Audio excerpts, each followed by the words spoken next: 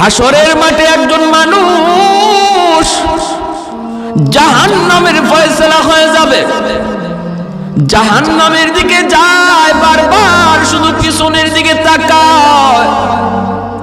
আল্লাহ পাক রব্বুল আলামিন তারে ডাক দিয়ে আনবেন, বান্দা ফয়সালা হয়ে গেল তোমার জাহান্নাম, কিন্তু বারবার শুধু পিছনের দিকে আমি আল্লাহর দিকে তাকায় তুমি কি ভাবতেছো? যাইবা তো তুমি যাইবা, কিন্তু এক কদম তুমি দাও আর পিছনে শুধু আমি আল্লাহর দিকে তাকাও। ঘটনা কি, কি জন্য তুমি তাকাইতেছ? হাসরের মাঠে লোকটা তখন কইব, মালিক দুনিয়াতে উলামা একরামের জবানে শুনেছিলাম তুমি, তোমার নাম হলো রহমান, তোমার নাম হলো রহিম। আলেম উলামার জবানে শুনেছি আল্লাহ, হাসরের মাঠে তোমার কুদরতে কলিজায় 99 ভাগ দয়া মায়া থাকবে। ও মালিক, আজ হাসরের ময়দানে আমার ফয়সালা হয়ে গেছে জাহান্নাম, আমি জাহান্নামের দিকে যাইতেছি, কিন্তু বারবার কেন জানি আমার মনে হয়, কেন জানি আমার অন্তরে আশা জাগে, আজকে তোমার দয়া মায়ার উসিলায় তুমি আমাকে মাফ করে দেও কিনা, এজন্য বারবার পিছনে তাকাইতেছি। আল্লাহ পাক ফেরেশতাদেরকে বলবেন, ফেরেশতারা আমার বান্দার কথা আমি আল্লাহর কাছে বড় ভালো লাগলো, তার জবাবটা আমি আল্লাহর বড় পছন্দ হয়েছে, অতএব তার আমলনামা আবার আমি আল্লাহকে তোমরা দেখাও। আল্লাহু আকবার, জোরে কর। যে আমলনামা ওজনের কারণে নেকির পাল্লা হালকা, গুনার পাল্লা ভারী, আর তার ফয়সালা হয়েছে জাহান্নাম, ওই আমলনামাটা আমি আল্লাহ আবার নিজে দেখব, নিজেরই চেক করব। রব্বুল আলামিন তার আমলনামাটা নিজেই তিনি খুলবেন, খুইলে আল্লাহ পাক বলবে, বান্দারে ওই যে দেখা যায় আমলনামা আল্লাহ পাক ঘুরাইতেছে, কোন উসিলায় আল্লাহ তারে মাফ করবে আল্লাহ খুঁজতেছে, পাতা উল্টায় আর আল্লাহ উসিলা তালাশ করে। হঠাৎ করে মালিক কয়, বান্দা ওই যে দেখা যায় পশ্চিম সাতগাঁও নূরে মদিনা, এমনই মনে করেন কোন এক মাহফিলে তুমি বসা ছিলা, এই মাহফিলে তুমি কেন বসা ছিলে এত ঠান্ডার ভিতরে? কি ছিল সেখানে যাওয়া তোমার উদ্দেশ্য? তোমার ঘরের পরিবেশ ছিল আরামের, বিবি বাচ্চার কাছে তুমি থাকতে পারতা, কেন তুমি ওই জায়গায় বসে বসে তুমি কি শুনছিলা? কেন তুমি এই কষ্ট করে বসা ছিলা একটু বলো। তখন কইব, মালিক দুনিয়ার কোনো উদ্দেশ্য ছিল না, ওই জায়গায় গেলে পরে আমারে কেউ 500-1000 টাকা দিবে এমনও ছিল না। আল্লাহ কষ্ট করে বসা ছিলাম তুমি মাওলাকে পাওয়ার জন্য, তোমার কাছে জান্নাত পাওয়ার জন্য, আল্লাহ শুধু তোমাকে খুশি করার জন্য আমি ওই জায়গায় গিয়েছিলাম, বসা ছিলাম। রব্বুল আলামিন বলবে, বান্দারে আমি আল্লাহর আদত হচ্ছে মাফ করে দেওয়া, কিন্তু আমার নিজাম হচ্ছে উসিলা ছাড়া মাফ করি না। ওই দিনের মাহফিলে বসাকে উসিলা করে আজ হাসরের ময়দানে আমি আল্লাহ তোমার নাজাতের ফয়সালা দিয়া দিলাম। আরেকটু জোরে বলে সুবহানাল্লাহ, মুসলমানের আওয়াজে বলেন সুবহানাল্লাহ। লা জিদ্দা ওয়ালা নিদ্দা ওয়ালা হাদ্দা লিমাওলা, লা জিদ্দা ওয়ালা নিদ্দা ওয়ালা হাদ্দা লিমাওলা, আল আনা কামা কানা ওয়ালাম ইয়ালকা যাওয়ালা, আল আনা কামা কানা ওয়ালাম ইয়ালকা যাওয়ালা, লা মিসলা ওয়ালা সাওয়ারা মিসলাম ওয়া নাযীরা, মান ক্বালা সিওয়া যালিকা ক্বাদ ক্বালা মুহালা, লা বিল্লা ওয়ালা ওয়ালিদা লা আম্মা ওয়া খালা, লা শিবহা ওয়ালা মিসলা ওয়ালা কুফুয়া লিমাওলা। মুসলমানের আওয়াজে কোন আল্লাহু আকবার, আরেকটু জোরে কোন আল্লাহু আকবার। তাহলে কষ্ট করো, আসলাম বসলাম, লাভ আছে নি না নাই? আরেকটু জোরে, লাভ আছে নি না নাই? দুনিয়ার মিছিল মিটিং এর পাহারাদারি করে রে পুলিশ, আর জান্নাতি মাহফিলের পাহারাদারি করেন রহমতের ফেরেশতারা নিজে। আমার আপনার চতুর্দিকে পাহারা বসাইছেন রহমতের ফেরেশতা। নবীজি বলেন ওয়াজ শেষ হওয়ার পর আখিরি মুনাজাত করে, মানুষজন বাড়িতে যায়, ফেরেশতারাও যায়। ওয়াজ শেষ, আর থেকে কি করবে? ডিউটি শেষ। আল্লাহ ফেরেশতাদেরকে জিজ্ঞেস করে কোথায় ছিলা? ফেরেশতারা কো মালিক ওই যে পশ্চিম সাতগাঁও নূরে মদিনা জামে মসজিদের উদ্যোগে তোমার বান্দারা ওয়াজ মাহফিলের আয়োজন করে, আর ওই ওয়াজ মাহফিলের পাহারাদার ছিলাম আমরা ফেরেশতা। আল্লাহ ওয়াজ শেষ হয়েছে, তোমার বান্দারা বাড়ি যায়, আমরা আমাদের বাড়িতে আসছি। রব্বুল আলামিন তখন বলে বান্দারা আমার ওখানে বসে বসে কি চাইলো, তোমরা এদেরকে কি চাইতে শুনছো?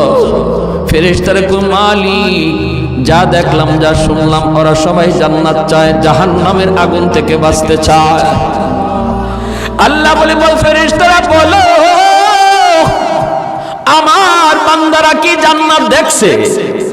ফেরেশতারা কয় না গো মালিক, ওরা জান্নাত দেখে নাই, ওরা যে জাহান্নামের আগুন থেকে বাঁচতে চায়, জাহান্নামের আগুন কি ওরা দেখছে? ফেরেশতারা কয় না গো মালিক, তাও তারা দেখে নাই। আল্লাহ পাক রব্বুল আলামিন তখন বলে ফেরেশতারা তাহলে তোমরা সাক্ষী থাকো, আমার যে সকল বান্দারা এখানে বসে বসে জান্নাত চাইল, জাহান্নামের আগুন থেকে বাঁচতে চাইল, আমি তোমাদের সাক্ষী রেখে বললাম না দেখেও তারা বসে বসে চাইতেছে, আমি আল্লাহ তাদের চাওয়া মাফিক জান্নাতের ফয়সালা দিয়া দিলাম। ফেরেশতারা কয় মালিক সবাইরে মাফ করে দিছো? কয় হ্যাঁ সবাইরে। ফেরেশতারা কয় আল্লাহ একজন মানুষ ওয়াজ শোনার নিয়তে আসে নাই, ও বাড়িতে যাওয়ার পথে ছিল, দোকান থেকে বাড়িতে যায় আর ওয়াজের আওয়াজ শুনে কয়েক ওয়াজ শুনে যায়, উদ্দেশ্য হলো তার বাড়িতে যাওয়া, উদ্দেশ্য হলো বাজারে যাওয়া, কিন্তু মাঝখানে ওয়াজ হইতেছে শুই না, সে এখানে বসে যায়। আল্লাহ তুমি কি তারও মাফ করে দিছো নাকি? রব্বুল আলামিন কয় হুমুল জালিসুল লা ইয়াশকা জালিসুহুম, এটা এমন এক মজলিস রে ফেরেশতারা শুন, এই মজলিসে যেই বসবে আমি আল্লাহ তারই মাফ করে দেই। এটা আমার প্রিয় বান্দাদের এক মজলিস, আমার প্রিয় বান্দাদের সাথে যে ওই আইয়া বসবো তাল মিলাইব আমি তারও মাফ করে দেব। সুবহানাল্লাহ জোরে করো। তাহলে আমাদের কষ্টের মধ্যে লাভ আসেনি না? না, এজন্য যারা এখনো আসি নাই চলে আসি আখেরি মোনাজাত পর্যন্ত। এই কষ্ট, এই শীত, জানি অনেক শীত পড়ছে, অনেক ঠান্ডা পড়ছে, কিন্তু কষ্টটার দ্বারা, কষ্ট করে যে কাজটা, যে আমলটা করা হয়, এটাই তো নাজাতের উসিলা হয়, ঠিক না? ফজরের সময় ওযু করাটা এখন খুব কষ্ট, এই ঠান্ডার মধ্যেও যে আল্লাহর বান্দা ফজরের নামাজে উইটা, ফজরের সময় উইটা ঠান্ডা পানিতে ওযুটা করবে, তার গরমের দিনের নামাজ আর ঠান্ডার দিনের নামাজ এক না, ওজনে অনেক বেশ কম হয়ে যাবে।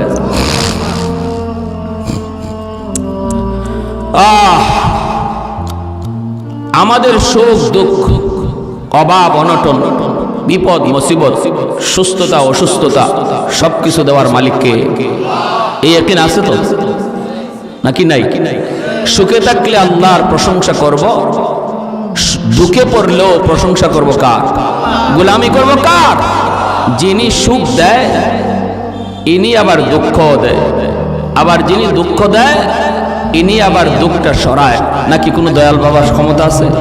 হ্যাঁ, বিপদে পড়ে গেছেন, কোনো মানুষের ক্ষমতা আছে? অসুস্থ হয়ে গেছেন, সুস্থ করার ক্ষমতা কারো আছে? কার? আরো জোরে আল্লাহ।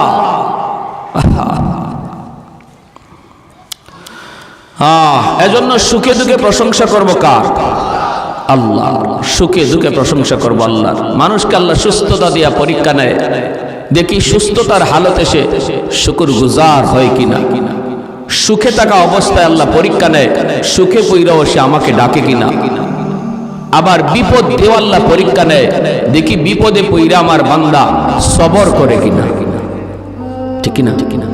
বিপদে পইরা আমার বান্দা সবর করে কিনা, সুখে থাকতে যেমন ভাবে মসজিদে গেছে বিপদে পইরাও সে মসজিদে যায় কিনা, এটা আল্লাহ দেখেন। বিপদগ্রস্ত মানুষের, অসুস্থ মানুষকে আল্লাহ পাক যখন দেখেন যে বিপদে পইরাও সে আমার গোলামি করে, আল্লাহ বলে অবাশশিরিস সাবিরিন, নবী গো সুসংবাদ শোনাও, ওই বিপদগ্রস্ত অসুস্থ মানুষটারে আমি আল্লাহ তার জন্য জান্নাত রেখে দিয়েছি।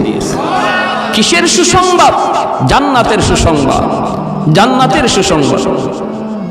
এজন্য কষ্টে পড়লো, প্রচন্ড ঠান্ডার মধ্যে যে মানুষটা নামাজ পড়ে, আল্লাহ তার ব্যাপারেই নবীকে বলছেন সুসংবাদ দাও তারে।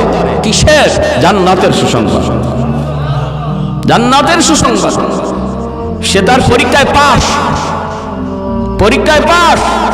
এই কনকনে শীতের মধ্যে আল্লাহর পরীক্ষা চলছে, দেখি আমার কোন বান্দা এই ঠান্ডার মধ্যে ওযু কইরা আমি আল্লাহর কদমে সেজদা দেয়। পরীক্ষা চলছে, কিছু মানুষ পরীক্ষায় পাস করবে আর কিছু মানুষ পরীক্ষায় ফেল করবে। আমাদের তো বোঝা লাগবে আগে যে আমরা কোন পরীক্ষার মধ্যে আছি, ঠিক কিনা ভাই? وَلَنَبْلُوَنَّكُمْ بِشَيْءٍ مِّنَ الْخَوْفِ وَالْجُوعِ وَنَقْصٍ مِّنَ الْأَمْوَالِ وَالْأَنفُسِ وَالثَّمَرَاتِ وَبَشِّرِ الصَّابِرِينَ।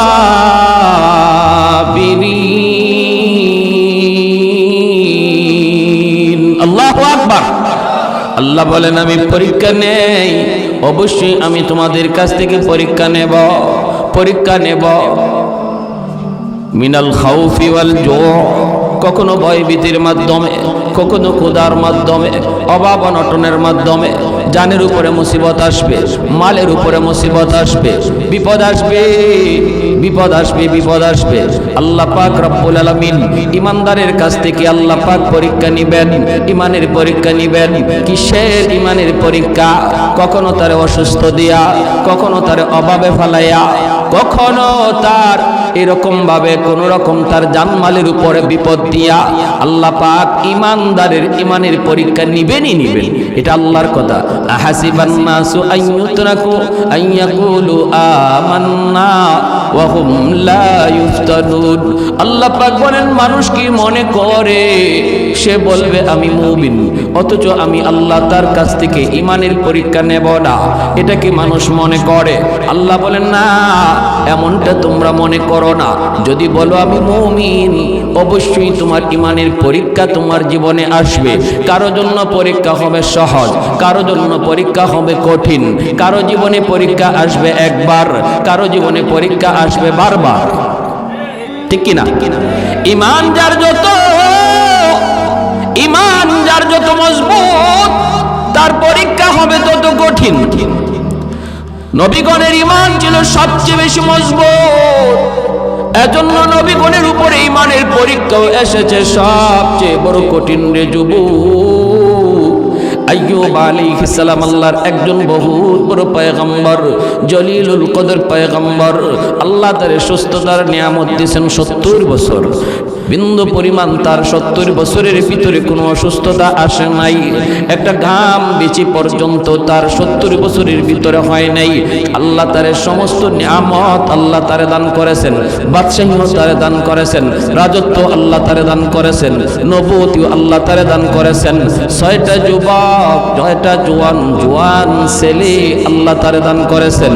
অভাব অনটন বলতে কি জিনিস নবী বুঝতেন না, শুধু সুখ আর সুখ, শুধু শান্তি আর শান্তি। এই দিকে এক বাগান, ওই দিকে আরেক বাগান, এই দিকে মিলি ফ্যাক্টরি, ওই দিকে কারখানা।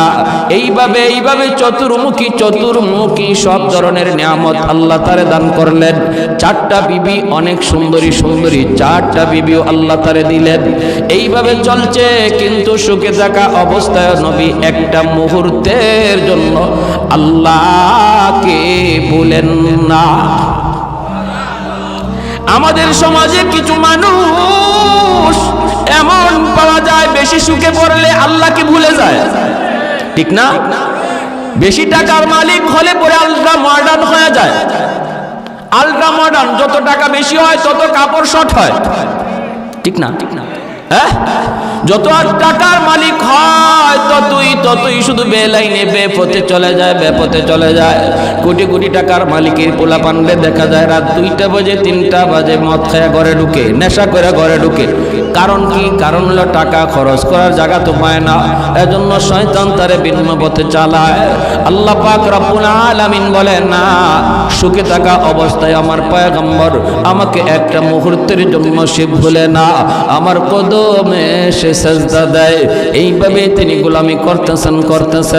একবার ইবলিস ডাক দিয়া কয়, মালিক তোমার পয়গম্বর আইয়ুব কেন তোমাকে এত ডাকে জানোনি? তোমার গোলামি কেন করে জানোনি? আল্লাহ বলে কেন? কয় খুব বেশি সুখে রাখছ, খুব বেশি আরামে রাখছ, অভাব বলতে কি জিনিস বুঝে না, এজন্যই সে তোমাকে ডাকে। ও মালিক, এজন্যই তোমাকে ডাকে, তোমার গোলামি করে, কারণ বিপদ কি জিনিস বুঝে না, অসুস্থতা কি জিনিস এখনো টের পায় না। আল্লাহ অভাব কি জিনিস তোমার নবী বুঝে না, এজন্য তোমার গোলামি করে, অভাবে ফালা দেখো, বিপদ তারে দিয়ে দেখো, তোমার গোলামি আর করবে না। যদি কঠিন থেকে কঠিন বিপদ তুমি দাও, আমি ইবলিস বলতেছি তোমার পয়গম্বর আইয়ুব গোলামি করবে দূরের কথা, তোমার নাম পর্যন্ত ভুলে যাবে। নাউজুবিল্লাহ। আরেকটু জোরে কন্যা নাউজুবিল্লাহ, আরেকটু জোরে কন্যা নাউজুবিল্লাহ। কে কয়? ইবলিস কয়। কি কয়? কয় বিপদে ফালায় দেখো, খুব সুখে আছে তো এজন্য তোমারে ডাকে, একটু বিপদে ফালায় দেখো না কদ্দূর তোমারে ডাকে। আমার তো মনে হয় নামও ভুলে যেতে পারে। ইবলিসের কামই তো হইল আমাদের ক্ষতি করা, ঠিক না? ইবলিসের কামই হলো মানব জাতির ক্ষতি করা, কারণ সে এটা আল্লাহর কাছে লইয়ে আইছে। কইছে যে মানুষের কারণে আজ আমি জাহান্নামী, আমি ছিলাম মুআল্লিমুল মালাইকা, ফেরেশতাদের উস্তাদ, সেখান থেকে আমি লানতের তখ্ত গলায় লইয়া আজকে জাহান্নামী হলাম এই মানুষের কারণে, এই আদমের কারণে। এই বনি আদম কেমন করে জান্নাতে যায়? আমি জান্নাতি মানুষের জাহান্নামী বানাইয়া এরা কেমনে জান্নাতি হয় আমি ইবলিসও দেখব। নাউজুবিল্লাহ, জোরে কল। ইবলিসই চ্যালেঞ্জ করছে। আল্লাহ পাক রব্বুল আলামিন বলছে যে ঠিক আছে তুই তোর চ্যালেঞ্জ দিয়া থাক, ইল্লা ইবাদাকা মিনহুমুল মুখলাসিন, কিন্তু আমার যেই সকল বান্দারা মুখলেস, যারা আমি আল্লাহকে ইয়াদ করে সব কাজ করে, যেখানে যায় সেখানে আমাকে সাথে রাখে, আমার ওই সকল বান্দারে তুই বিন্দু পরিমাণ ক্ষতি করতে পারবি না। ঠিক কিনা? দোকানে বৈশাও যে এই কথা ভাববে যে আমি মাপে কম দিতে পারি, কিন্তু কাস্টমারে ফাঁকি দিলেও আল্লাহকে ফাঁকি দেওয়া যাবে না, এই মানুষটারে শয়তানে ক্ষতি করতে পারবে না। যে মানুষটা টেবিলে বৈশাও ভাববে যে আমি ঘুষের টাকা টেবিলের নিচ দিয়ে নিতে পারি, কেউ দেখবে না, দেখেন কে? আল্লাহ। যার অন্তরে এই ভয় আছে সে কখনো টেবিলের নিচ দিয়েও ঘুষ নিবে না। আল্লাহ বলে আমার ওই সকল বান্দাদের কোনো ক্ষতি করতে পারবে না। এই চ্যালেঞ্জ দিয়ে শয়তান আসছে। এজন্য শয়তান কয় আপনার নবী আইয়ুব ইনারে খুব আরামে রাখছো তো এজন্য তোমারে ডাকে, বিপদে ফালায়া দেখো নাম ভুলে যাবে। আল্লাহ পাক রব্বুল আলামিন কয় ইবলিস তাহলে তুই বুঝি দেখতে চাস? কয় হ আমি দেখতে চাই। আল্লাহ বলে না না, আমার আইয়ুব বিপদে পড়লে আমি আল্লাহকে ডাকবে। ইবলিস কয় না, বিপদে পড়লে ডাকবে না। আল্লাহ বলে তাহলে দেখ। এই বইলে আল্লাহ পাক রব্বুল আলামিনের পরীক্ষা শুরু হয়ে গেল আল্লাহর পয়গম্বর সাইয়্যিদুনা আইয়ুব আলাইহিস সালামের উপর। ভাইয়েরা বন্ধুরা, সর্বপ্রথম তার নিউজ আসলো তার মিল ফ্যাক্টরি গুলা ধ্বংস হয়ে যাচ্ছে, এই কারখানা ওই কারখানায় আগুন লাগছে। যখনই বিপদ কোনো খবর ওনার কানে আসতো সাথে সাথে আল্লাহর পয়গম্বর আল্লাহর শুকরিয়া আদায় করত। সুবহানাল্লাহ। আল্লাহ পাক কয় ইবলিস দেখ আমার পয়গম্বর বিপদের সংবাদ পাইল, এরপরও দেখ আমি আল্লাহকে ভুলে না, আমাকে ভুলে না, না শুকরি করে না, না না এমন কোনো কথা কয় না যেই কথায় আমি আল্লাহ নারাজ হই। আমাদের কারো উপরে যখন বিপদ আসে তখন আমরা মাঝে মাঝে এমন কথা মুখ দিয়ে বের করি যেই কথার দ্বারা আল্লাহ নারাজ হয়ে যায়। কিছু মানুষ এমনও পাওয়া যায় কয় আল্লাহ বুঝি আমারে শুধু পাইল, আল্লাহ বুঝি আর কাউরে দেখে না। আমি নামাজ পড়ি, আমি রোজা রাখি, আমি দাড়ি টুপি নিয়ে চলি, বিপদ আমারে সারে না। এই লোকটায় নামাজ পড়ে না, রোজা রাখে না, এর দিক কোনো বিপদ আসে না, এত সুখে শান্তিতে আছে, তাহলে ঠিক আছে আজ থেকে আমিও আর নামাজ পড়বো না। নাউজুবিল্লাহ। আমি সিলেট এক এলাকায়, আমার বাড়ি তো সিলেট এক এলাকায় গেলাম, রানীগঞ্জ, জগন্নাথপুর, সুনামগঞ্জ, বয়ান করলাম। তো আমার বয়ানের শেষে মানুষের যারা কর্তৃপক্ষ কয় হুজুর ওই যে ঘরটা দেখতেছেন এই ঘরের একটা লোক পাক্কা নামাজি আসছিল, পাক্কা নামাজি দিনদার, মা মুসিবতে পড়ছে। আমি তো বললাম ওই আল্লাহ ইমানদারের ইমানের পরীক্ষা নিবে মুসিবত দিয়া, ঠিক না? মুসিবতে পড়ছে, হয়তো একটা দুইটা মুসিবত তার উপরে আসছে। হঠাৎ করে একদিন দেখা যায় বাজারে চিল্লায় চিল্লায় কয় আল্লাহ কি আমারই শুধু খালি দেখে, আমারই শুধু পাইল? তো নামাজ পড়ে লাভ হইল কি? আল্লাহর বন্দেগী করে লাভ হইল কি যদি খালি আল্লাহ আমারই বিপদ দেয়? যে নামাজ পড়ে না হেইদি ভালো আছে। নাউজুবিল্লাহ। যে হালাল হারাম মানে না, সুদ খায় ঘুষ খায়, হেইদি ভালো আছে। এই কথা বলতেছে মানুষ, বলতেছে ভাই এই কথা কয় না, কয় রাখ, কয় না আমি কম বুঝি না। এই কথা কইয়া মুরতাদ হয়ে গেছে, একদম মসজিদ সারা হয়ে গেছে, দাড়িটা পর্যন্ত ফালাই দিছে। নাউজুবিল্লাহ। জোরে হুজুর আমরা দেখছি কিছুদিনের পর কিছুদিনের ভিতরেই তার শরীরে পচন শুরু হয়েছে, হাত পা, এমনকি নবীর সুন্নত যে দাড়িটা ছিল এই দাড়িটা কাটার কারণে পুরা মুখটা তার ফচ্ছে গেছে, পুরা মুখ পচন ধরছে। এই আল্লাহর বান্দা শোনো, আমি একটা ইবাদত, আল্লাহর একটা গোলামি পারতেছি না, কিন্তু আমি মনে মনে দুর্বল, আমি আল্লাহর কাছে আসামি। আল্লাহ আমি এটা করা দরকার ছিল, আল্লাহ আমি পারতেছি না, আল্লাহ তুমি আমারে মাফ করো, আমারে করার তৌফিক দাও, আল্লাহ আমারে দাড়িটা রাখার তৌফিক দাও, দাড়িটা রাখা দরকার। এইভাবে যদি একটা মানুষের অন্তরে এরকম ভাবে অপরাধী ভাব থাকে, আল্লাহ তারে একদিন দাড়ি রাখার তৌফিক দিয়ে দিবে। কিন্তু একজন মানুষ যদি দাড়ি, আবার কি দাড়ি না রাখলে কি হয়েছে, এই ধরনের কথা যদি কয় সাথে সাথে সে বেঈমান হয়ে যায়, সাথে সাথে বেঈমান। এজন্য আল্লাহ নবী বলেছেন একটা জমানা আসবে এমন, যেই জমানায় সকালবেলা মুমিন বিকালে হবে কাফির। সে কোন কথার কারণে কাফির হইছে এটা নিজেও বুঝবে না। ইউসবিহুর রাজুলু মুমিনা ওয়া ইউমসি কাফিরা। আল্লাহ নবী বলেন সকাল বিকালে তার ঈমান উলটপালট হবে, সে বুঝবে না এই ধরনের কথার দ্বারা। আমি মসজিদে যাইতে পারি না, আল্লাহ আমাকে তুমি জামাতে নামাজ পড়ার তৌফিক দাও, এই কথা বলা, আল্লাহ আমার সুযোগ তৈরি করে দাও, আল্লাহ আমি বহুত বড় অপরাধী, আল্লাহ আমি গুনাহটা এখনো ছাড়তে পারতেছি না, আল্লাহ আমারে ছাড়ার তৌফিক দাও, এই কথা যে মানুষটা অন্তর থেকে কয়, আল্লাহ তার মৌতের আগে আগে গুনাহ থেকে মুক্ত কইরা আল্লাহ তার ওলি বানায়া কবরে নেয়। আর গাওরামি করলে এর মরণ হয় বেঈমানের হালতে। এজন্য ইসলামের কোন বিধান নিয়ে গাউরামি করা যাবে না, বা কেউ করতেছে তার টিটকারি করা যাবে না।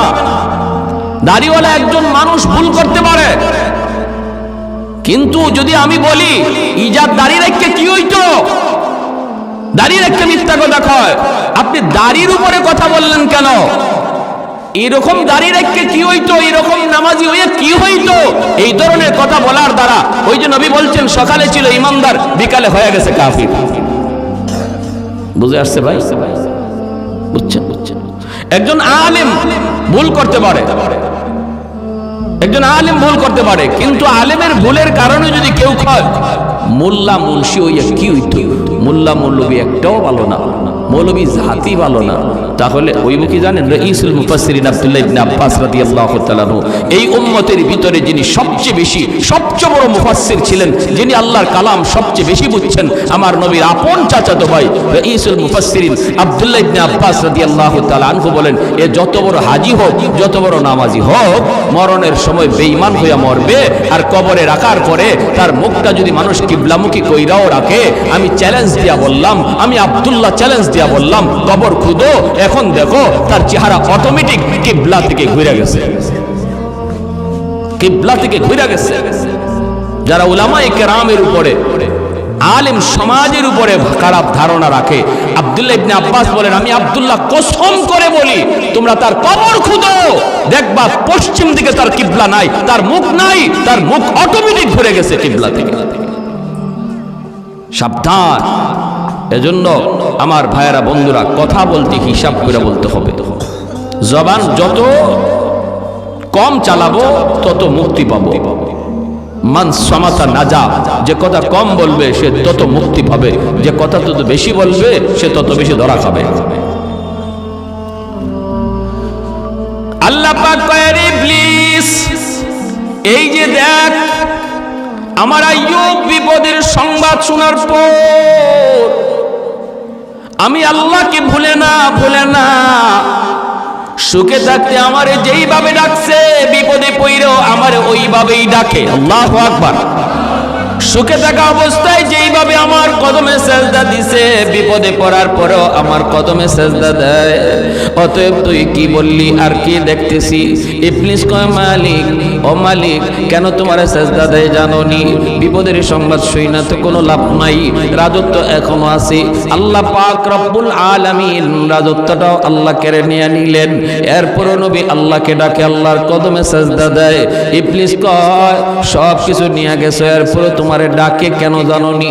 কারণ হলো এখনো তার 6টা ছেলে আছে, জোয়ান ছেলে। এই 6টা ছেলে যেই বাবার আছে, এই বাবার আবার টেনশন কিসের? একদিকে যাবে আরে একদিকে জুড়াবে, একদিকে ক্ষয় হবে আর একদিকে আয় হবে। কারণ 6টা ছেলে আছে, জোয়ান তরতাজা টাটকা যুবক। এজন্যই নবী তোমার শুকরিয়া আদায় করে, এজন্যই এখনো তোমার গোলামি করে। ইবলিস কত বড় শয়তান চিন্তা করেন। পরীক্ষা কঠিন করতেছে না? আল্লাহ পাক কয়, তাহলে দেখবি না? কি কয়, দেখব। 6টা ছেলে এক জায়গায় এক ঘরের মধ্যে ঘুমন্ত ছিল রে আল্লাহর গোলাম। সাত ভেঙ্গে 6টা ছেলে এক রাতেই মারা গেল, শহীদ হয়ে গেল। 6টা ছেলের মৃত্যুর সংবাদ যখন নবীর কাছে আয়, বাবার কাছে যখন সন্তানের মৃত্যু সংবাদ আসে, পৃথিবীতে এর চেয়ে বড় কষ্টের কোনো সংবাদ হয় না। যেই বাবার কাঁধে সন্তানের লাশ উঠে, পৃথিবীতে এর চেয়ে ভারী কোনো বোঝা হয় না। এই বাবাই শুধু বুঝে এই বোঝাটা কত ভারী। যেই বাবার কাঁধে সন্তানের লাশ উঠে, যেই মাত্র নবীর কাছে পরপর 6টা ছেলের ইন্তেকালের খবর নবীর কাছে আসলো, তখনও নবী আল্লাহর নাশুকরি করে না, তখনও আল্লাহর গোলামি করে, আল্লাহর প্রশংসা করে। আল্লাহ পাক কইর, ইবলিস দেখ, টাকা দেখ, আমার পয়গম্বর এত বড় বিপদের খবর, এরপর আমি আল্লাহকে ভুলে না। বাইরে যা বলতেছি একটু দিলের কান দিয়া কথাগুলি শুনুন। আমার আপনার বিপদ কিন্তু এর চেয়ে বড় না, বরং অনেক হালকা বিপদ আমার আপনার উপরে আসে।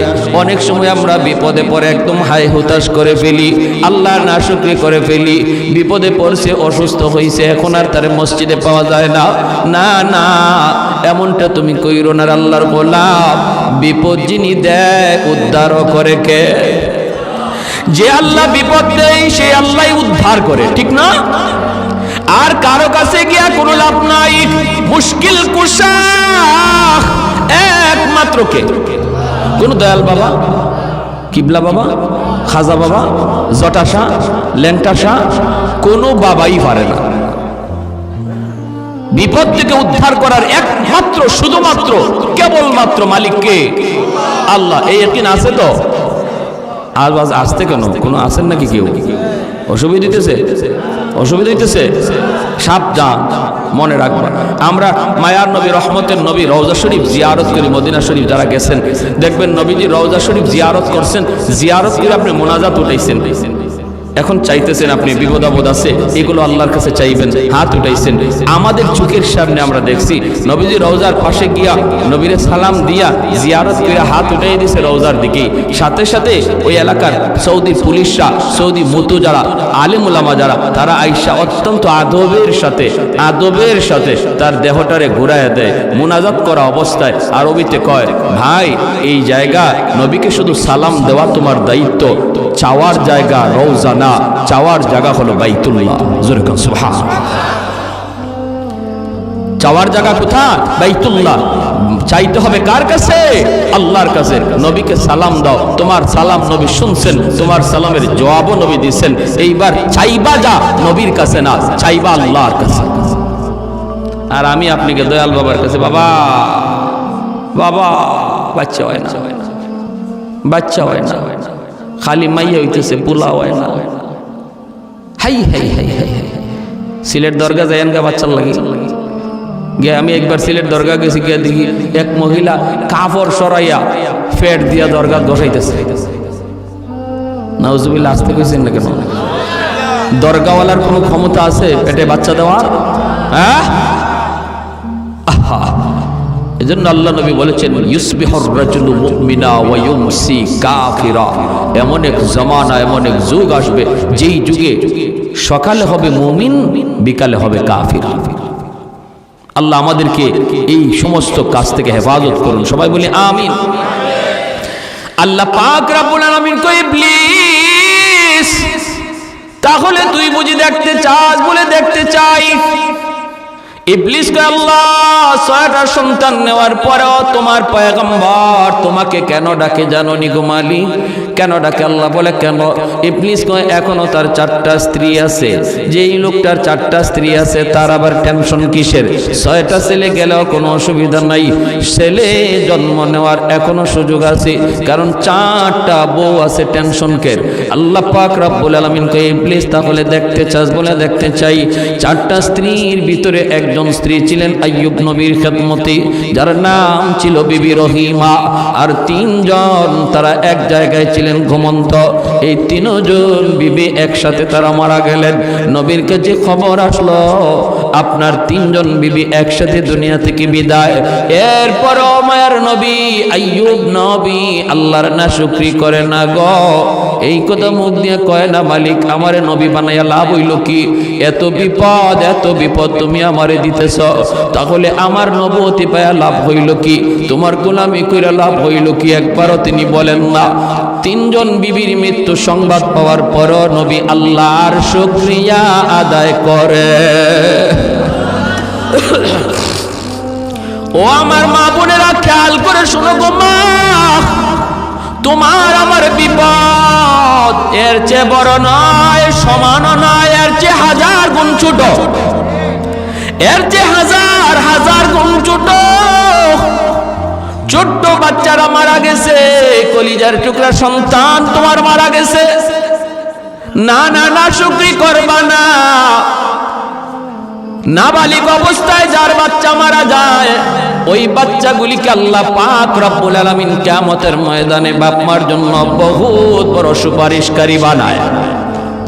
বাচ্চাগুলি আল্লাহর কাছে ডাক দেয়া কয়, মালিক, ও মালিক, তুমি আমারে দুনিয়াতে পাঠাইছো, পাঠানোর সময় আমার মা কত কষ্ট করছে, জান বের হয়ে যায় অবস্থা।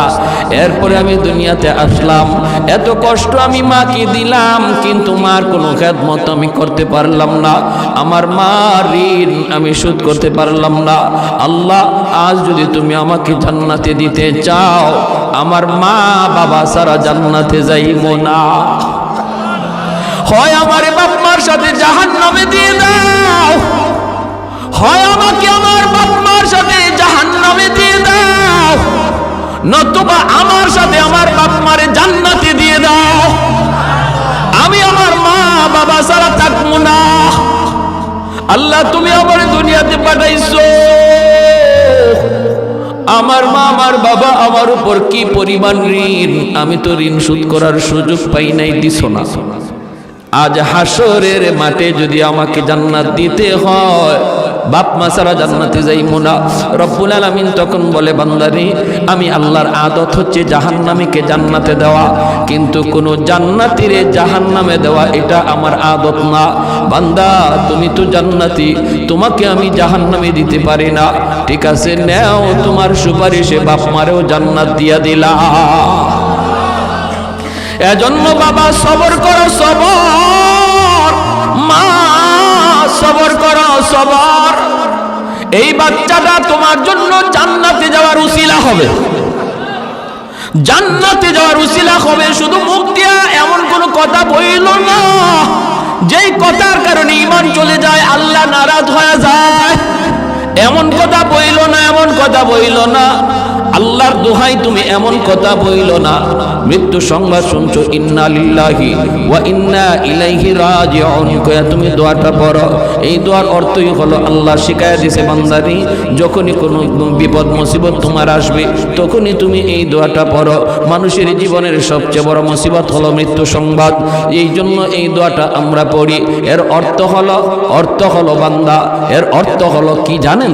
আমি যখন বলি ইন্না লিল্লাহি ওয়া ইন্না ইলাইহি রাজিউন, এর অর্থই হলো ভাইরে তুমি যাও, আমি তোমার পিছনে আসতেছি।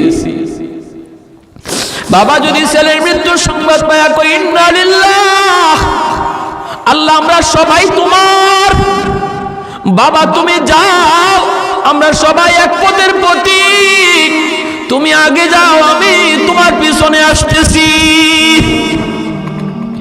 কেউ থাকার জন্য আসে নাই রে আল্লাহর গোলাম, কেউ থাকতে আসে নাই, থাকবার চেষ্টা করেও থাকা যায় না, যেতেই হবে, যেতেই হবে।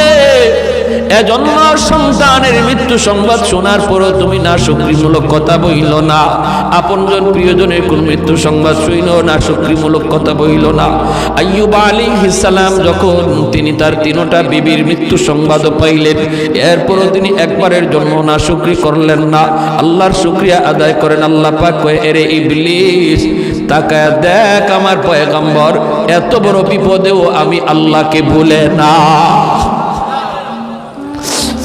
ইবলিস কয়, মালিক জানোনি কেন? কেন? ইবলিস কয়, সম্পদ নিয়ে গেছো, রাজত্ব নিয়ে গেছো, ছেলে নিয়ে গেছো, বিবি নিয়ে গেছো, এরপরে তোমারে কেন ডাকে জানোনি? কারণ হলো তারে তুমি এখনো সুস্থ রাখছো। কি কয়? এখনো তারে সুস্থতার নিয়ামত তুমি তারে দিয়া রাখছো, দেহটা তার পুরোপুরি সুস্থ। যার দুইটা হাত আছে সে কোনো গরিব না, যার দুইটা পা সুস্থ আছে সে গরিব না, সে গরিব হতে পারে না, অসহায় হতে পারে না।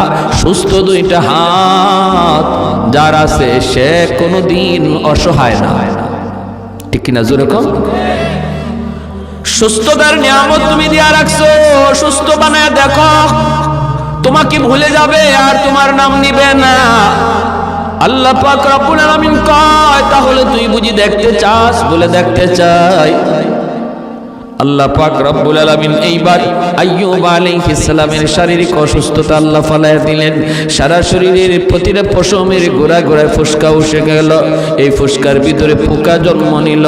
সারা শরীরের এমন কোনো পশমের গোড়া নাই যেই গোড়া দিয়ে ফুসকা উঠে নাই, একটা পোকা জন্ম নেয় নাই। সারা শরীরের মধ্যে দুর্গন্ধ ছড়াইতে লাগলো, শরীর পচে গেছে। আল্লাহর পয়গম্বর সাইয়্যিদুনা আইয়ুব আল্লাহর কাছে ডাক দিয়া কয়, মালিক সমস্ত শরীর যদি আমার পোকায় খায় আমার কোনো আপত্তি নাই, যদি তুমি খুশি থাকো আমিও খুশি, কিন্তু মালিক আমার জিহ্বাটা তুমি পোকা দিয়া খাওয়ায় না, কারণ এই জিহ্বা দিয়ে আমি সকাল সন্ধ্যা তোমাকে আল্লাহ কইয়া ডাক দেই। আমি তোমার আল্লাহ আল্লাহ কইয়া ডাকি, আমার কোনো কষ্ট লাগে না, নামের ভিতরে এত মজা, এত মজা, এত মজা। আল্লাহ পুরা দেহটাও যদি পোকায় খায়, আমার জিহ্বাটা তুমি পোকা দিয়া খাওয়াও না। এই জিহ্বা দিয়া নবী আল্লাহকে ডাকে, আল্লাহকে ডাকে। মানুষেরা কয় ও রহিমা তাড়াতাড়ি তাড়াতাড়ি করে তুমি স্বামী নিয়ে এলাকা ছেড়ে ভাগো, আমরা কেউ তার দুর্গন্ধে টিকতে পারি না। রহিমা তুমিও যদি পারো বাপের বাড়ি চলে যাও। আল্লাহর নবী সাইয়্যিদুনা আইয়ুব আলাইহিস সালামের বিবি রহিমা তিনিও সাধারণ কোনো মহিলা ছিলেন না, তিনিও একজন বাদশাহী পরিবারের মেয়ে, তিনিও একজন নবী পরিবারের মেয়ে। হযরত ইউসুফ আলাইহিস সালামের ছেলের ঘরের নাতিন ছিলেন। অতএব যেমন ছিলেন সুন্দরী তেমন ছিলেন নবী পরিবারের কন্যা, আবার ছিল বাদশাহীও। এত কিছু থাকার পরেও যখন আপনজন মানুষেরা কয় রহিমা তাড়াতাড়ি আইয়ুবকে চাইরা তুমি ভাগো, রহিমা কান্দে আর কয় তোমরা কি কও গো, আমার স্বামী যদি রাজি থাকে আল্লাহর তৈরি জান্নাতের মেহমান আমি হব, আর যদি আমার স্বামী নারাজ থাকে আমার আমল লইয়াও জান্নাত পাব না। স্বামী যদি রাজি থাকে আল্লাহ পাক মহিলাকে জান্নাত দেয়।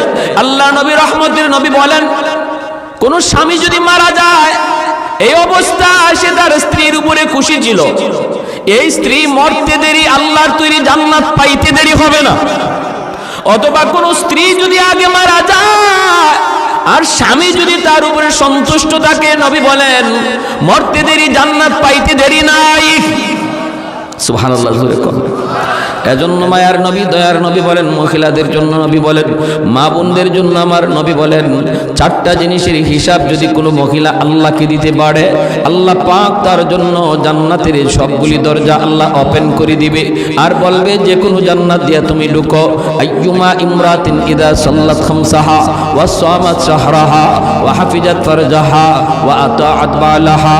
এক নম্বরে নবী বলেন নামাজের হিসাব যদি আল্লাহর কোনো বান্দি আল্লাহকে দিয়া দেয়, দুই নম্বরে রোজার হিসাব যদি আল্লাহকে দেয়া দেয়, তিন নম্বর হলো সে তার সতীত্ব যদি হেফাজত করে, পর্দা যদি শরীফ পর্দা মাইনা চলে, চার নম্বর হলো যদি সে স্বামীর খুশি রাখে স্বামীর কথা মতো চলে। মায়ার নবী দয়ার নবী বলেন এই মহিলা জান্নাতের যে কোনো দরজা দিয়ে ঢুকবে কেউ তারে বাধা দিবে না। এজন্যই মায়ার নবী বলে মহিলাদের জন্য জান্নাতে যাওয়া সহজ, পুরুষের তুলনায় মহিলাদের জন্য জান্নাতে যাওয়া সহজ, কারণ মহিলাদের হিসাব হলো কম, মাত্র 4 কাজের হিসাব। একজন পুরুষের 4 কাজের হিসাব শুধু নয় অনেকগুলি হিসাব একজন পুরুষকে দেওয়া লাগবে। কেমনে তুমি সংসার চালাইছো, কেমনে আয় করছো, কেমনে ব্যয় করছো, সমাজের মানুষের সাথে কেমনে চলছো, প্রতিবেশীর হক তুমি আদায় করলা কিনা, জুম্মার নামাজে গেছো কিনা, জিহাদের ডাক আসলে জিহাদে গেলা কিনা, হিসাব কিতাব অনেকগুলি দেওয়া লাগবে, অনেক পুরুষকে দেওয়া লাগবে। কিন্তু মহিলার উপরে এত কোনো প্রশ্ন নাই। ঘরে টাকা কেমনে আসলো, কেমনে ব্যয় হলো, আল্লাহ কোনো মহিলাকে আল্লাহ জিগাবে না, জিগাবে পুরুষকে। এজন্যই মায়ার নবী বলেন মহিলারা দুনিয়াতে আল্লাহর ওলি হওয়ার লাইনে, আল্লাহর ওলি হওয়ার লাইনে পুরুষের চেয়ে অর্ধেক পথ আগায়া থাকে, অর্ধেক পথ আগায়া থাকে। পুরুষ যদি 100 মার্কের মধ্যে 100 মার্কই কামাই করতে হয় পুরুষের আল্লাহর ওলি হওয়ার জন্য, কিন্তু মহিলাকে আল্লাহ পাক রব্বুল আলামিন 100 মার্ক কামাই করতে আল্লাহ বলে না। আল্লাহ কয় মহিলাদেরকে মা বোনেরা আল্লাহর নবী জানাইছেন তুমি মাত্র 50 মার্ক কামাই করবা, আর 50 নাম্বার আল্লাহ তোমাকে দয়া কইরা দিয়া দিছে। শুধু মহিলা হওয়ার কারণে আল্লাহ মহিলাকে নিজে দয়া কইরা 50 নাম্বার দিয়া দিছে জন্মসূত্রে, আর বলছে তুমি বাকি 50 নাম্বার কামাই করো, মাত্র 4 কাজের হিসাব দাও। এরপর নবী বলেন জাহান্নামে আমি মহিলাদেরকে বেশি দেখেছি, জান্নাতে যাওয়া মহিলাদের জন্য সহজ। এরপর নবী কয় মেরাজের রজনীতে আমি জাহান্নামে মহিলাদের সংখ্যা বেশি দেখছি। ইয়া মাশারান নিসা তাসাদদাকনা। মেরাজের সফর থেকে নবী আসার পরেই মহিলাদেরকে ডাক দিয়া নবী বলেন মা বোনেরা কোথায় আছো, তাড়াতাড়ি করে তোমরা জমা হও, কারণ তোমাদের জন্য খারাপ খবর, আমি জাহান্নামে তোমাদেরকে বেশি দেখছি। অতএব তোমরা বেশি বেশি করে আল্লাহর রাস্তায় দান করো। আল্লাহর রাস্তায় মা বোনদেরকে পায়ার নবী বলছেন তাসাদ্দাকনা, তোমরা বেশি বেশি করে দান করো, আল্লাহর গুসা থামাও। আল্লাহর রাস্তায় দান করলে আল্লাহর গুসা থেমে যায়, আল্লাহর রাগ থেমে যায়, আল্লাহর গুসার মধ্যে পানি ডালা হয় যদি কেউ আল্লাহর রাস্তায় দান করে। এজন্য নবী কয় মহিলারা বেশি বেশি করে দান করো। শাড়ি তোমার 5টা আছে, একটা শাড়ি গরিবরে দিয়া দাও, দিয়া দাও। নামাজ পড়তে পারে না, আল্লাহর এক বান্দি কাপড় নাই, তোমার তো 5টা 6টা ব্রিফকেসের ভিতরে এমনি পড়ে আছে আল্লাহর বান্দি। ঈদে ঈদে আর শাড়ি কেনার দরকার নাই, ঈদের দিনে ব্রিফকেস কইলা নতুন শাড়িটা একজন গরিবকে দান করো। নবী বলেন এইভাবে মা বোনরা যদি দান সদকা বাড়ায়, আমি নবী বললাম তার আর জাহান্নামে যাওয়া লাগবে না, আল্লাহ জান্নাতের মেহমান বানাবে। ঠিক কিনা? রহিমা তুমি চলে যাও। তিনি বলেন না, তোমাদের নাকে দুর্গন্ধ লাগলেও আমার স্বামীর গায়ের দুর্গন্ধ আমার নাকে লাগে না। আমি দুর্গন্ধ টের পাই না, টের পাই না। আমার স্বামীর খেদমত ছেড়ে আমি কোথাও যাব না, যাব না। ও আমার মা বোনেরা একটু খেয়াল করে শোনো, স্বামীর খেদমত কেমনে করতে হয়। স্বামীর খুশি করার দ্বারা আল্লাহ তোমার উপর খুশি হয়। আল্লাহু আকবার জোরে কর। কিন্তু সেটা হালাল পথে, হারাম পথে নয়। স্বামী যদি কয় মার্কেটে চলো বোরকা সারা, এটা তুমি স্বামীর সাথে প্রোডাকশন করো। তুমি কইরো স্বামী গো বোরকা সারা বেপরদায় আমাকে তুমি বের কইরো না। স্বামী যদি কয় আমার দোস্ত আইছে তুমি চাল হয়ে যাও, তুমি পরিষ্কার বইলা দিও স্বামী গো তোমার দোস্তের সামনে যাওয়া আমার জন্য হারাম। ঠিক না? শহরে আছে, গ্রামে একটু কম, শহরে তো ও আল্লাহ দোস্ত যদি আয়, ফ্রেন্ড যদি আয়, তাহলে ম্যাডাম গেছে আদে। হাই হাই, এই সমস্ত পুরুষদের রুচি, এটা যে কি পরিমাণ ফসা হইছে, এরা যে কেমন ফসা আর দুর্গন্ধ এদের রুচির মধ্যে। নিজের বউটারে যখন পরপুরুষের সামনে ইচ্ছা করে পাঠায়, অবাক লাগে। বের হইছে নিজের স্ত্রীরে বেপরদায় লইয়া বের হইছে, তার ভালো লাগে। তার স্ত্রীরে দেখিয়া আরো 10 জনে কইতেছে ও খুব সুন্দর, তার ভালো লাগে। এই ধরনের মানুষ এর রুচি ভালো না ফসা? জোরে কন। এটা গান্দা। এটা এই রুচিটা কি? এটা গান্দা, গান্দা রুচি। আমার স্ত্রীকে নিয়ে কেউ ভাববে, আমার মেয়েটারে নিয়ে কেউ কল্পনা করবে, আর আমার কাছে ভালো লাগবে, এই যদি হয় কোনো বাবার অথবা কোনো স্বামীর ইচ্ছা, তাহলে বলতে হবে যে এর রুচি শুধু ফসানা, গান্দা রুচি, দুর্গন্ধ দর্শে। এবং হাসরের মাঠে আল্লাহর আদালতে সে যত বড় হাজি হোক, যত বড় নামাজি হোক, আল্লাহর আদালতে সে ধরা খেয়ে যাবে তার স্ত্রীকে বেপরদায় চালানোর কারণে, মেয়েকে বেপরদায় চালানোর কারণে, অধীনস্থ বোনকে বেপরদায় চালানোর কারণে। এই ভাই, এই বাবা, এই স্বামী আল্লাহর আদালতে কাঠগড়ায় দাঁড়াবে। আল্লাহ বলবে তোমার নামাজ লইয়া তো তুমি জান্নাতে যাওয়ারই কথা, আগে স্ত্রীর হিসাব দাও, স্ত্রীরটাও তোমার হিসাব দিতে হবে। মেয়ের হিসাবটা আগে বুঝাও, বোনের হিসাবটা আগে বুঝাও, এরপরে তোমার হজ লইয়া, তোমার নামাজ লইয়া তুমি জান্নাতে যাও। সম্ভব? হ্যাঁ? এজন্য ঘরের মেয়ে, ঘরের স্ত্রী, ঘরের বোনদের পর্দার মধ্যে রাখা দরকার। আসেনি না নাই? আসেনি না নাই? আল্লাহ নবী রহমতের নবী বলেন সালাসাতুন কাদ হারামাল্লাহু আলাইহিমুল জান্নাহ মুদমিনুল খাম ওয়াল আক ওয়াদ দাইয়ুস আল্লাযী ইউকিরু ফি আহলিহিল খুবুস। 3 ব্যক্তির জন্য জান্নাত হারাম, জান্নাত হারাম হয়ে যায় 3 ব্যক্তির জন্য। মুদমিনুল খাম, যে মদ খায়, ওয়াল আক, যে বাপ মার অবাধ্য, তার জন্য জান্নাত হারাম। 3 নম্বরে নবী বলেন ওয়াদ দাইয়ুস আল্লাযী ইউকিরু ফি আহলিহিল খুবুস, ওই পুরুষ যে পুরুষ তার ঘরে ইসলাম বিরোধী কাজ হইতেছে দেখার পরেও বাধা দেয় না। ঘরের অধীনস্থ মানুষগুলি আল্লাহকে নারাজ করতেছে, মেয়েটা বেপরদায় বের হয়, বাবা দেখে, এরপরে বাধা দেয় না। স্ত্রী বেপরদায় ঘুরে, এরপরে বাধা দেয় না। ঘরের মধ্যে নাচ গান চলে, ঘরের মধ্যে আল্লাহকে নারাজ করার অনুষ্ঠান চলে, এরপরেও যে অভিভাবক বাধা দেয় না, নবী বলেন সে পুরুষ দায়ুস, সে হলো পুরুষ দায়ুস, তার জন্য জান্নাত হারাম। তার জন্য কি জান্নাত? সালাসাতুন কদ হারামাল্লাহু আলাইহিমুল জান্নাহ, মুদমিনুল খামর ওয়াল আ ওয়াদ দায়ুস আল্লাযী ইউকরিহু ফি আহলিল খুবুস আও কামা ক্বালা নবী আলাইহিস সালাম। এজন্য সাবধান, আমরা যারা অভিভাবক, আমার নামাজ লইয়েই যে আমি জান্নাতে চলে যেতে পারবো, মোটেও না, মোটেও না। ঘরের হিসাব আমাকে দেওয়া লাগবেই লাগবে, অধীনস্থ মানুষের হিসাব আমাকে দিতেই হবে। আমি যদি নামাজি হই, ছেলেটাকে নামাজি বানানোর চেষ্টা করতে হবে। আমি যদি পর্দা মানি, স্ত্রীটাকেও পর্দার ভিতরে রাখতে হবে, ঠিক কিনা ভাই? আইয়ুব আলাইহিস সালাম, ওনাকে ছাড়তে রাজি না বিবি রহিমা।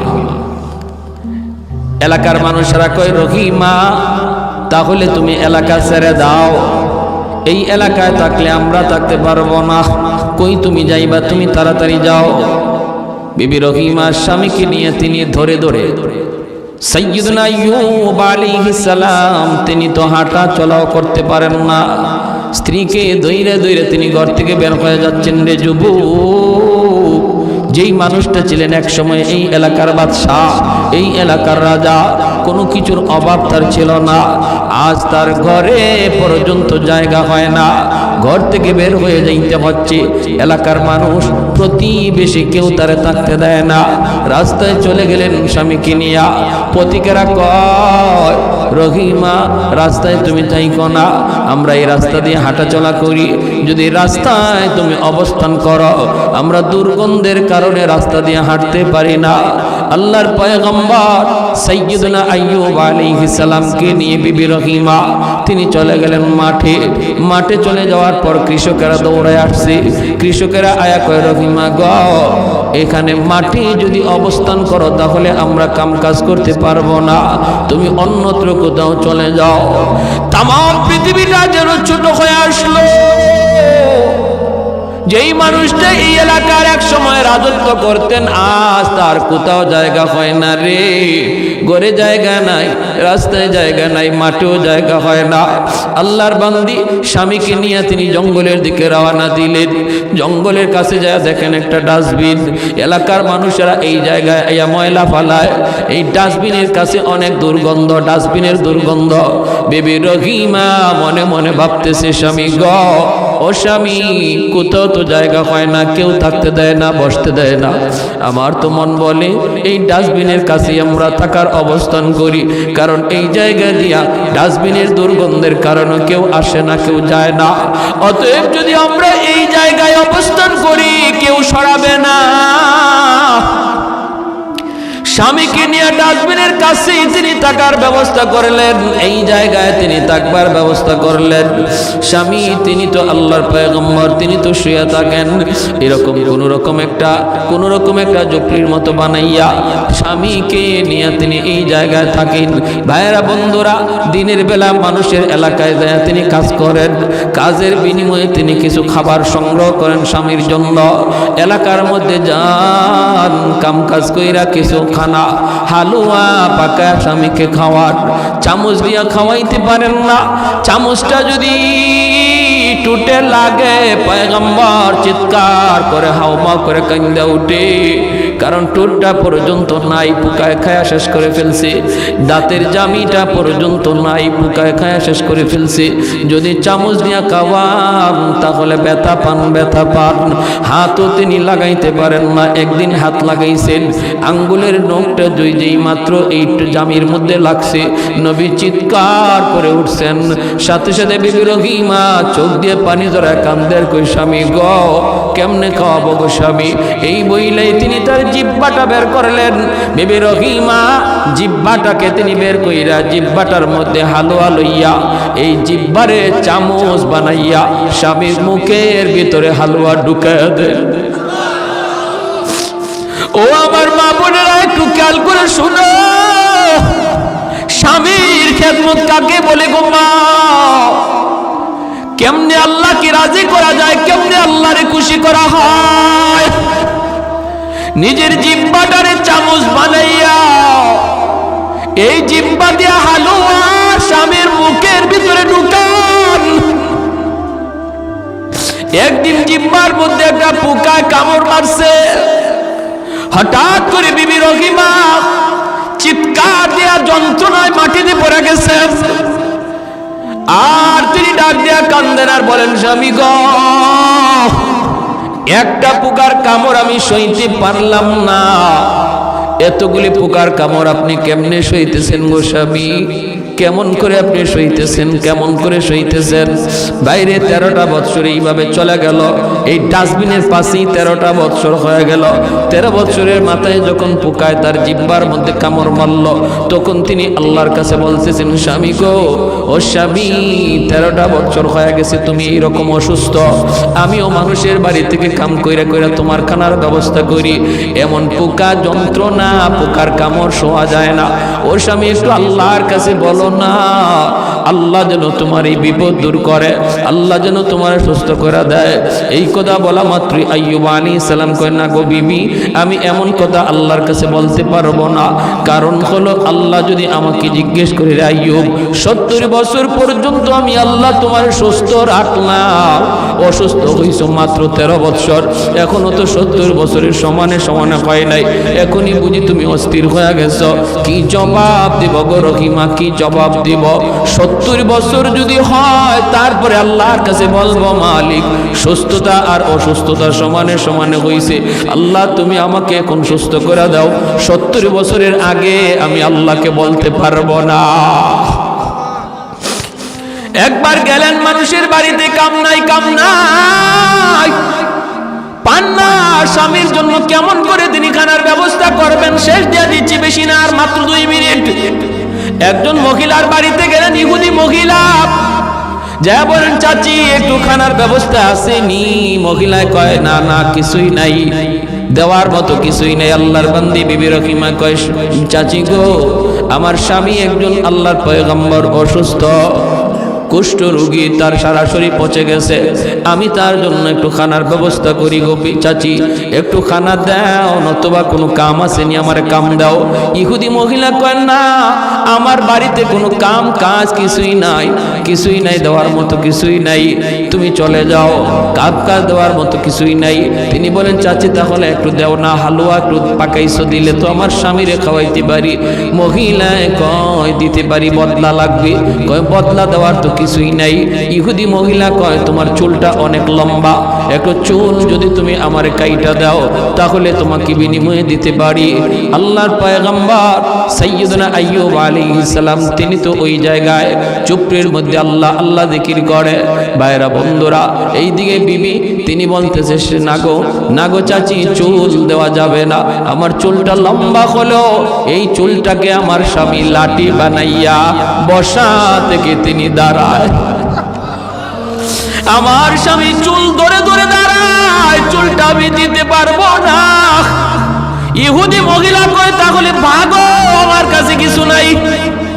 বাধ্য হয়ে তিনি কিছু চুল দিয়া দিলেন। এইদিকে ইবলিস সুযোগ পাওয়া গেছে। ইবলিস আল্লাহর পয়গম্বর সাইয়্যিদুনা আইয়ুব আলাইহিস সালামের কাছে মানুষের বেশ ধরে আইসা বলতেছে, নবী গো, জানেন না আপনার বিবি রহিমা কেমনে আপনার জন্য খানার ব্যবস্থা করে? বলে, কেমনে? কয়, আমাদের এলাকাতে যায়, চুরি কইরা কইরা আপনার জন্য খানা নিয়ে আসি। আল্লাহর পয়গম্বর সাইয়্যিদুনা আইয়ুব কয়, অসম্ভব, এটা হতেই পারে না, আমার বিবি নবী পরিবারের মেয়ে, এটা করতেই পারে না, জান যাবে তবুও চুরি করবে না। কয়, যদি বিশ্বাস না হয়, আসার পরে তার চুলটা দেখেন, আজকে চুরি করতে যায় এক জায়গায় ধরা পড়ে গেছে, এজন্য তার চুল কাইটা দিছে। নাউজুবিল্লাহ। আইয়ুব আলাইহিস সালাম কয়, যদি এমনই হয়, তাহলে তারে আমি 80টা দুর্রা মারবো। তিনি আসছেন, আসার পরে তাকাইছেন, তাকাইয়া দেখেন চুল কাটা। তখন তো বুঝছেন, তুমি তাহলে চুরি করে আমার জন্য খানা আনো নাকি? বলে, আল্লাহর নবী গো, খোদার কসম, আমি এমনটা করি নাই, আমি এমনটা করি নাই। তাহলে কে বলছে? মানুষের সুরত ধরে একজন আসছিল, সে তো ইবলিস। জিবরাইল আলাইহিস সালাম এক, নবী গো, ও ইবলিস, আপনার স্ত্রীর ব্যাপারে সন্দেহ করবেন না, সে যা বলছে এটাই সত্য। তাহলে কসম পুরা করবেন কেমনে? 80টা কঞ্চি হাতে নিয়ে একবার স্ত্রীর গায়ে আঘাত দিয়া দেন, কসম পুরা হয়ে যাবে। ওই অবস্থায় আল্লাহ পাক রব্বুল আলামিন জিবরাইলকে পাঠাইছে, জিবরাইল যাও তো আমার আইয়ুবকে যে সালাম দাও। জিবরাইল আমিন এসে সালাম দিছে। নবী সালামের জবাব দিতে একটু দেরি হয়ে গেছে। জিব্রাইল আলামিন কয় নবী গো আপনি যদি সালামের জবাব দিতে দেরি করেন উম্মতে করব কি, উম্মতে করব কি? তখন আইয়ুব আলাইহিস সালাম কয় ভাই জিব্রাইল আমি জবাব সাথে সাথেই দিতে চাইছিলাম, কিন্তু ওই মুহূর্তে আমার জিহ্বার মধ্যে একটা পোকা মাত্র উঠছে খানা খাওয়ার জন্য। আমি চিন্তা করলাম যদি আমি এখন জিহ্বাটা নাড়া দেই জবাব দিতে যাই পোকাটা মাটিতে পড়ে যাবে। হাসরের মাঠে যদি পোকা আল্লাহর কাছে বিচার দেয় আল্লাহ পাঠাইছিল তোমার নবীর কাছে খানার জন্য, আমারে খাইতে দেয় নাই, মাটিতে ফালাইয়া দিছে, এই ডরে আমি সাথে সাথে জবাব দেই নাই। পোকাটা যখন আমার জিহ্বা থেকে সরছে তখন আমি সালামের জবাব দিছি। আল্লাহ কয় জিব্রাইল কেমন জবাব পাইছো? আল্লাহ এই জমিনে এত সুন্দর জবাব আল্লাহ আমি জিব্রাইলের মনে পড়ে না আর কেউ দেয়। আল্লাহ তুমি রহম করো তোমার নবীর উপর।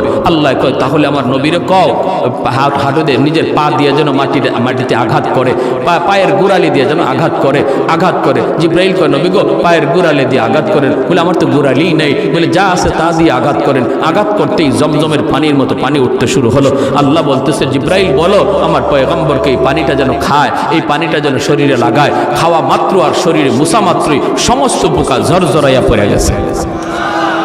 18 বৎসর পর, কয় বৎসর পর? কি বুঝে এই ধরনের অসুস্থ যদি আল্লাহ আমরা 3 দিন বিছানায় রাখে আমাদেরকে খুঁজেই পাওয়া যাইব না, ঠিক না?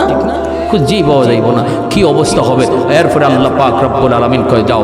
তিনি সুস্থ হয়ে পরিপূর্ণ সুস্থ হয়ে বসে রয়েছেন। বিবি রহিমা তিনি তখন এলাকায় ছিলেন, তিনি আসছেন খাবার লইয়া, আইয়া দেখেন জায়গার মধ্যে স্বামী নাই। কোথায় গেল আমার স্বামী? পাশে একজন সুন্দর সুঠাম দেহের যুবক বসা, হাউমাউ করতেছেন। আমার স্বামী কোথায়? বাগে খেয়ে ফেললো নাকি? দৌড়ায় গেছেন আইয়ুব আলাইহিস সালাম। তিনি তো 25 বছরের এখন পূর্ণ যুবক, আল্লাহ তারে বানায় দিছে। সুন্দর সুঠাম দেখের পূর্ণ যুবক পিছনে যায় দাঁড়ায় বলতেছেন ও যুবক এখানে আমার একজন স্বামী ছিল, স্বামীরে তুমি দেখছো নি? আইয়ুব আলাইহিস সালাম চেহারাটা ওই দিকে রাইখা বলেন স্বামীর চেহারা দেখলে তুমি চিনবানি? বলে চিনব। কেমনে চিনবা? যৌবনের চেহারা মনে আসেনি? কয় মনে আছে। যেই মাত্র আইয়ুব আলাইহিস সালাম চেহারাটা ঘুরাইছেন সাথে সাথে বিবি রহিমা আল্লাহু আকবার কই আল্লাহর শুকরিয়া আদায় করে স্বামীরে জড়ায় ধরছেন। আল্লাহ সমস্ত নিয়ামত আবার ফিরাইয়া দিছে, যা নিছিল আল্লাহ সব ফিরাইয়া দিছে। কোনো তাফসীরি কিতাবে লিখছেন এরপরে এই পরীক্ষায় পাশ করার পর সাইয়্যিদুনা আইয়ুব আলাইহিস সালাম যদি কোথাও হাইটা যাইতেন তার পিছন দিয়া স্বর্ণের বৃষ্টি পড়ত। এত নিয়ামত আল্লাহ আবার ফিরাইয়া দিছিলেন। কখন? যখন বিপদে পড়ে সবর করছেন। আমরাও যদি বিপদে পড়ে সবর করি আল্লাহ বলে বাশশিরিস সাবিরিন, জানায়া দাও তাদের জন্য জান্নাতের সুসংবাদ। শুধু তা না, দুনিয়া তো আল্লাহ যা হারাইছি হারানোর চেয়ে আল্লাহ আরো বেশি ফিরাইয়া দিবে যদি আমরা বিপদে পইরা সমস্যায় পইরা আল্লাহর উপর সবর করতে পারি। কে সবর করে? সবরের আলামত হলো বিপদে পইরাও সে মসজিদে যায়, বিপদে পইরাও আল্লাহকে ডাকে। সুস্থ থাকা অবস্থায় সুখে থাকা অবস্থায় যেভাবে আল্লাহরে ডাকছে বিপদে পইরাও একই রকম আল্লাহকে ডাকে, বরং আরো আল্লাহকে ডাকা বাড়াইয়া দিছে। তখন আল্লাহ তার উপর খুশি হয়ে যায়।